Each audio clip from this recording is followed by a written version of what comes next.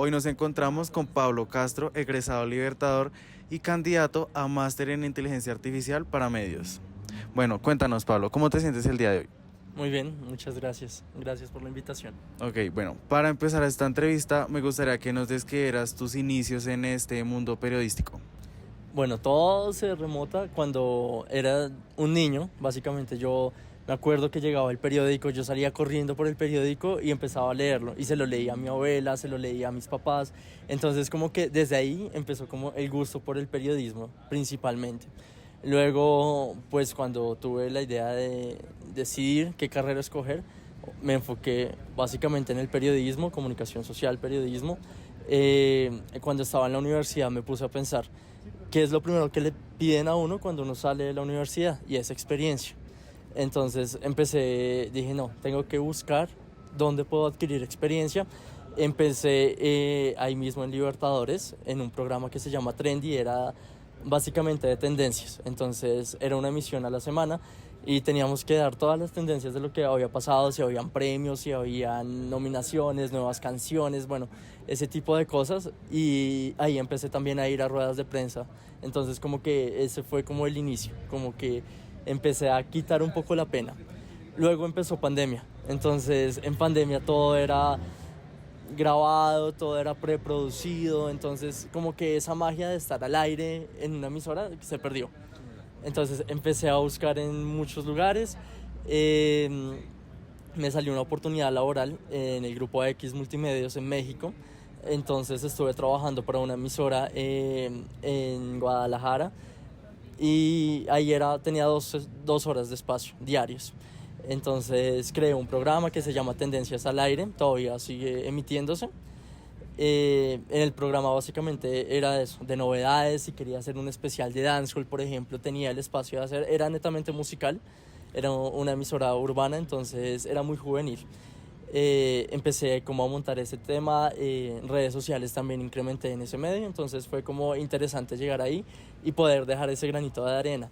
Luego empezó nuevamente las clases remotas, entonces era semipresencial, tenía que ir a la universidad, y no podía estar 100% con la emisora ni con la universidad, entonces preferí estar en la universidad. Obviamente empecé a buscar varios lugares aquí en Bogotá donde podía aplicar también el periodismo. Me salió una oportunidad laboral en Colmundo Radio, ahí estuve en un programa que se llama Vía Pública. Empecé como periodista económico.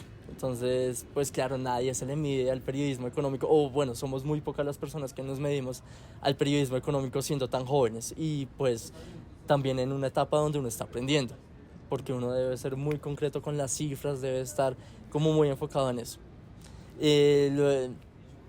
Cuando llevaba más o menos un mes ahí, se fue el periodista de deportes que estaba en el programa, y me dijeron, mira, necesitamos un periodista de deportes, ya conoces cómo se maneja el programa, necesitamos que te enfoques en lo deportivo ahora, ya la economía lo dejes de un lado.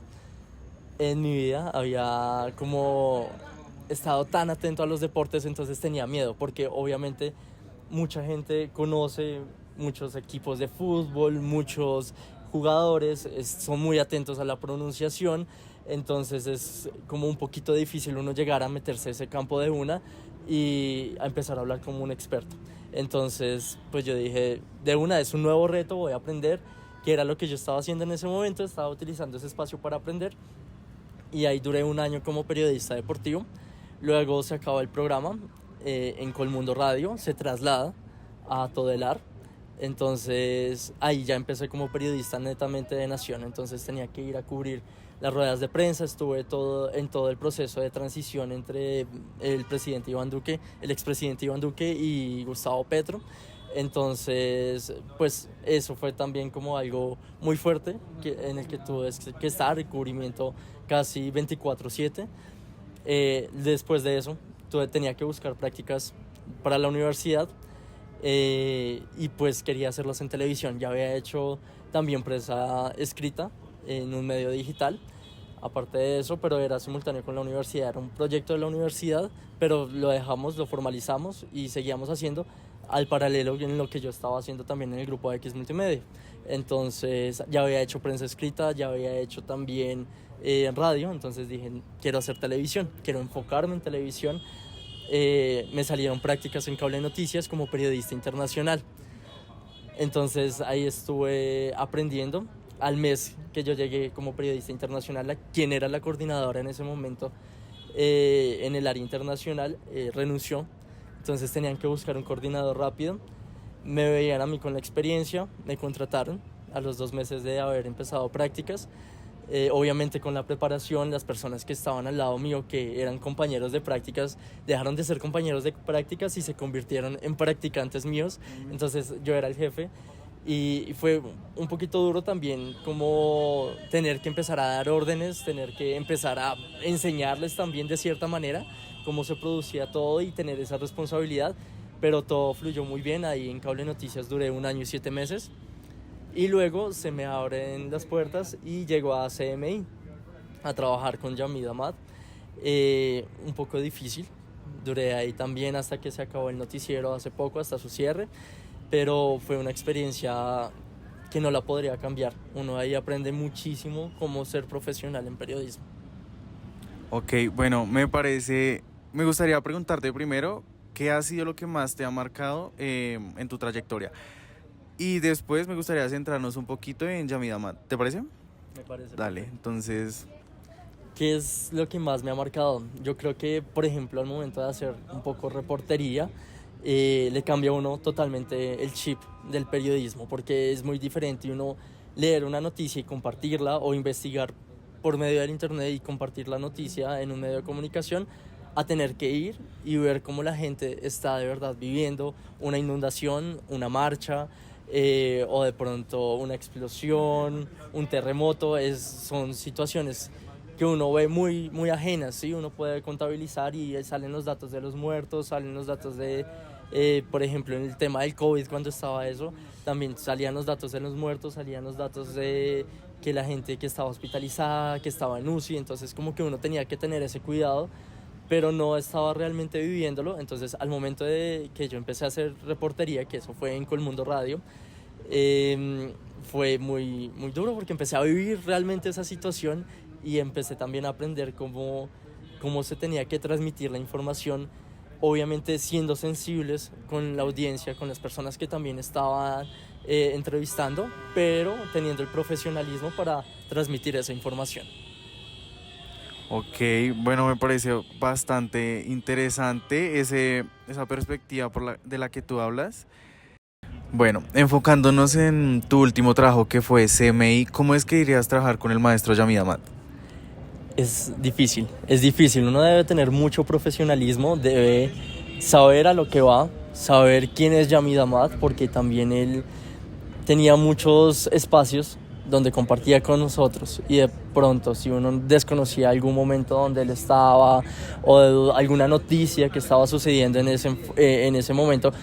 Yo era periodista internacional, ¿no? Entonces si yo desconocía una noticia que estaba sucediendo en Bogotá, era grave, era grave. Él, en varios momentos trataba de sacar a la gente del canal, entonces lo echaba a uno, pero al ratico volvía otra vez a llamarlo para que le explicara otra noticia. Entonces es un poco difícil, uno debe tener mucho carácter al estar con él. Por ejemplo, los consejos de redacción, habían consejos de redacción que se sacaban en media hora, como habían consejos de redacción donde de verdad se necesitaba explicar cuál era el tema, cuál era la importancia del tema, si de pronto si era un especial en elecciones. Por ejemplo, ahorita las elecciones de Estados Unidos, estuvimos en un consejo de redacción que duró más o menos 2 horas y media para cuadrar qué entrevistados íbamos a tener, qué notas íbamos a hacer, cuál era el proyecto. Por ejemplo, los resultados salían en vivo con la emisión del noticiero. Entonces, pues trabajar mucho eso, planear estratégicamente cómo iba a salir el noticiero. También ese día estaba Pregunta Yamid al aire, porque iba a ser sobre las elecciones de Estados Unidos. Entonces tuvimos el analista y tener todos los datos y trabajar de la mano. Por ejemplo, en un proyecto como este de las elecciones de Estados Unidos fue un poco complejo, pero también de mucha preparación, que también le enseña a uno muchísimo cómo se debe manejar pues este tipo de eventos. Ok, bueno, tengo curiosidad porque tengo entendido que tú fuiste el último asistente del maestro Yamid Amad, ¿es cierto? Fui uno de los últimos, sí. Yo era el periodista internacional, entonces era quien debía venderle los temas internacionales. Obviamente teníamos un coordinador, pero nuestro coordinador se basaba más en la organización del noticiero, en cuál era la noticia con más relevancia, por qué enfoque meter el tema que íbamos a vender. Pero sí, los consejos de redacción debíamos hacerlos nosotros frente a Yamid, que Yamid es un monstruo. O sea, de verdad, cuando él quiere te puede devorar, porque te va a preguntar sobre el contexto de las noticias, sobre el nombre de personas, cuál era la relación, por ejemplo, si había un nuevo cargo, el posesionamiento de algún presidente, cuál era la relación, por ejemplo, familiar, o cuál era la relación directa con Colombia. Entonces eran temas que tú debías tener el contexto, saber. Era un poco complejo, pero es una experiencia que no podría cambiar por nada. Ok, bueno, me da curiosidad porque habían dicho que Yamid Amat despedía mucho a sus asistentes. ¿Te llegó a despedir alguna vez? En muchas ocasiones, como en 2 o 3 ocasiones, cuando él le disgustaba algo o cuando de pronto uno no le respondía de una manera asertiva, él se enojaba y lo echaba a uno, pero pues no era como pasa la carta de renuncia ni nada de eso, sino como salte de aquí, no quiero hablarte. Y al ratico lo volví a llamar a uno para que le explicara el mismo tema u otro tema, y era muy comprensivo en ese ámbito, pero sí era muy explosivo. Es muy explosivo todavía. Retomando tu historia, me gustaría que me contaras cómo fue el enterarse que iban a cerrar tu medio de comunicación. Fue algo muy duro. Ya había pasado en muchas ocasiones, ya habíamos lidiado con problemas similares, pero nunca se había hecho realidad. Entonces veíamos la fecha como algo muy lejana. Nosotros nos enteramos de esto más o menos en agosto. El cierre del noticiero fue el 14 de noviembre. Ya teníamos de hecho la fecha de cierre y todo, pero lo veíamos como algo muy lejano. No veíamos como, o sea, como algo imposible en caso de que no se pudiera hacer algo al respecto. Entonces como que todo el mundo estaba muy tranquilo en su momento. Sin embargo, pues la fecha llegó y no lo podíamos creer. Era el noticiero más antiguo que sobrevivió a muchas cosas, sobrevivió a la creación de los canales privados. Entonces era el noticiero más antiguo de Colombia, 33 años tenía. Entonces fue algo como que nos tomó de sorpresa. El último día fue como, ya llegó el día, ya llegó la fecha, ya no podemos hacer absolutamente nada. Entonces fue triste, pero al mismo tiempo fue muy enriquecedor saber que estuve en el medio, y creo que todos mis compañeros también están muy orgullosos de haber pertenecido ahí. Entonces fue muy enriquecedor. También creo que deja una vara altísima de cómo se hacía el periodismo en CMI, porque no se puede comparar otros medios, y la manera en cómo Yamid también hace periodismo, que es una manera muy parcial, que es una manera muy neutral al momento de informar. Él priorizaba, por ejemplo, que fuera parte y contraparte de una noticia en caso de que sea una denuncia o una política o algo así. Procuraba que tuviéramos parte y contraparte. Si teníamos solamente una de las dos partes, no salía la noticia al aire. Ok. Bueno, ¿tú cómo ves esto? O sea, ¿lo ves como una afectación en el periodismo en Colombia o qué piensas de esto? Claro, CMI, a pesar de que no es una censura política ni una censura por parte de un grupo armado ni nada de eso, sí acalla los puntos de vista de los periodistas que hacíamos parte de ahí, de la manera como informábamos, de la gente que consumía nuestro medio de comunicación.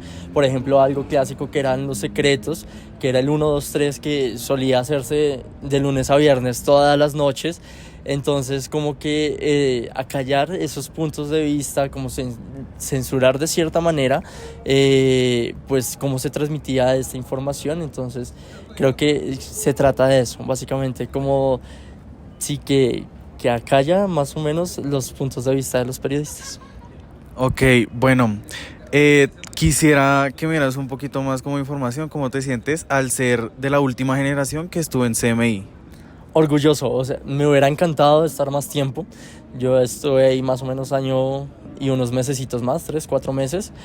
Me hubiera encantado estar más tiempo, pero pues obviamente uno también ya comprende las limitaciones de una persona mayor como la Yamid Ahmad, que pues no se le facilitaba muchas cosas al momento de presentar.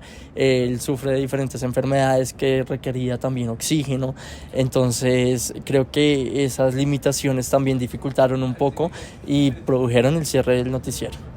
Bueno, ahora me gustaría que Pablo nos dijera 3 cosas que le gustan a él. 3 cosas que me gustan Sí.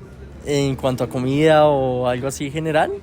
Sí, lo que quieras. Bueno, amo el chocolate es mi vida, me gusta muchísimo, el café también, pero principalmente el chocolate. También me gusta ser una persona muy creativa, entonces todo lo que tenga que ver con creatividad, con color, con estar variando también me gusta.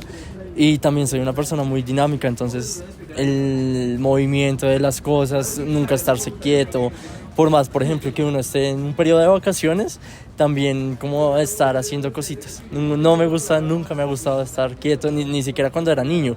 Yo me acuerdo que mis papás me inscribían a diferentes cursos, que estuve en natación, estuve en equitación, estuve en teatro, estuve en danza, entonces creo que eso también me describe un poco desde pequeño. Bueno, me dijiste 2 palabras con las que te sientes identificado. Me gustaría que me dijeras una tercera. De pronto versátil. Me gusta estar mucho en muchas cosas, como te había comentado.